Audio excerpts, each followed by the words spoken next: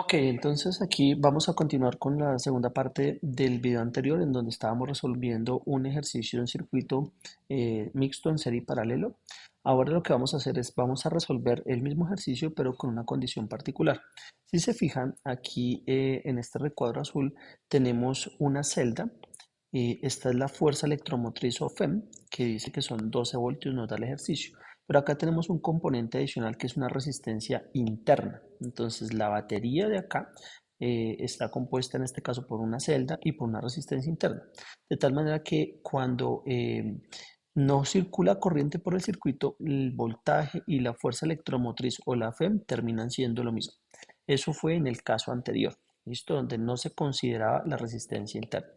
Ahora, en lo que vamos a desarrollar en esta segunda parte del video, vamos a desarrollar lo mismo, pero considerando la resistencia interna.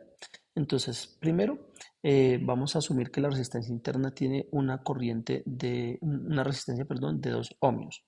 Y vamos a empezar con esta relación de acá, en donde me dice que el voltaje, que es lo que sale de este punto de la batería, es igual a la fuerza electromotriz E y le tengo que restar lo que se consume en energía respecto a la resistencia interna, que por la ley de Ohm sería la corriente que circula por aquí y la resistencia interna de acá.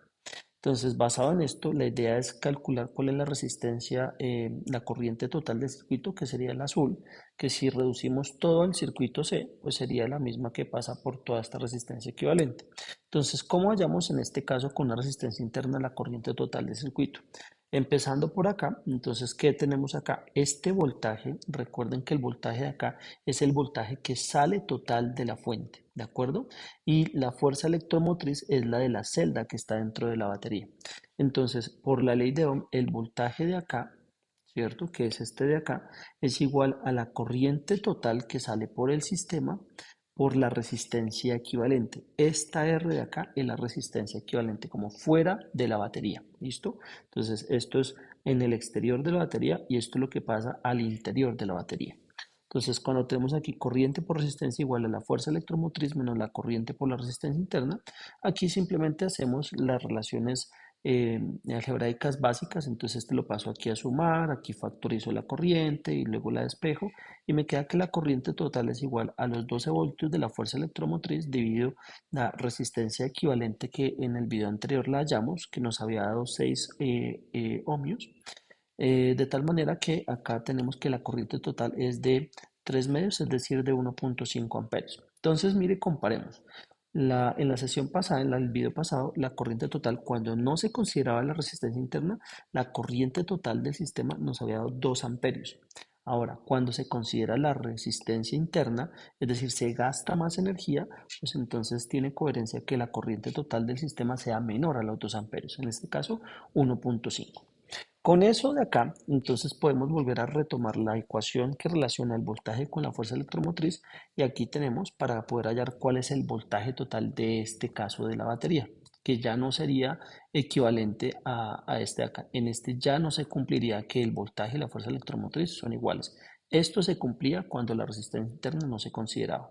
Entonces tengo la fuerza electromotriz 2, la corriente que acabamos de hallar 1.5 amperios y la resistencia interna 2 ohmios y pues obviamente me queda que en estas nuevas condiciones el voltaje total de la fuente ya no son 12 sino serían exactamente acá.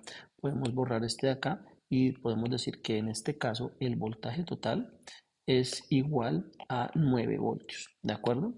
Listo. Entonces ya tenemos el voltaje total, tenemos la corriente total y la resistencia equivalente que hallamos en la sesión pasada, en el video pasado, pues es lo mismo que en este caso son 6 ohms.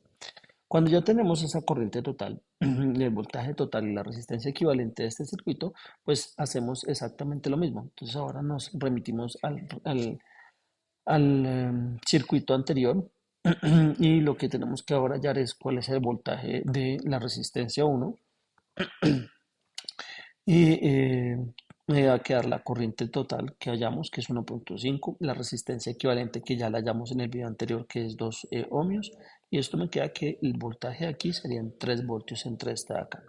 Ahora, de este de acá, el voltaje de este sería igual a la corriente que sería la misma que pasa por acá, es la misma que pasa por esta resistencia equivalente en paralelo y la resistencia 3, entonces sería 1.5 amperios por la resistencia 3 que originalmente era de 4 ohmios y me queda que son 6 voltios.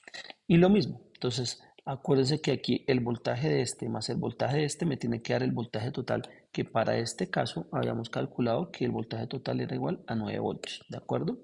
Entonces aquí tenemos 6 más 3, pues obviamente corroboramos que es igual a 9 voltios. Entonces acá también podremos cambiarle para que quede bien los 9 voltios de acá. ¿Listo?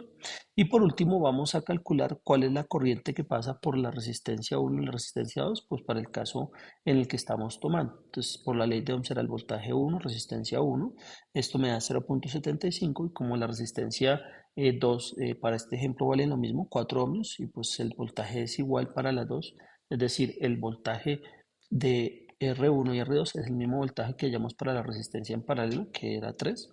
Entonces me da que para los dos es 0,75 amperios. ¿Listo? Bien, entonces, resumiendo, lo que se hace en cada uno de estos circuitos es reducirlo a una resistencia equivalente y con la ley de Ohm hallar corriente, resistencia y voltaje para cada componente. ¿Listo? Entonces va uno acá y luego se devuelve para cada uno de los componentes buscando la corriente, la resistencia y el voltaje de eso. Espero que haya quedado claro la explicación de este ejercicio.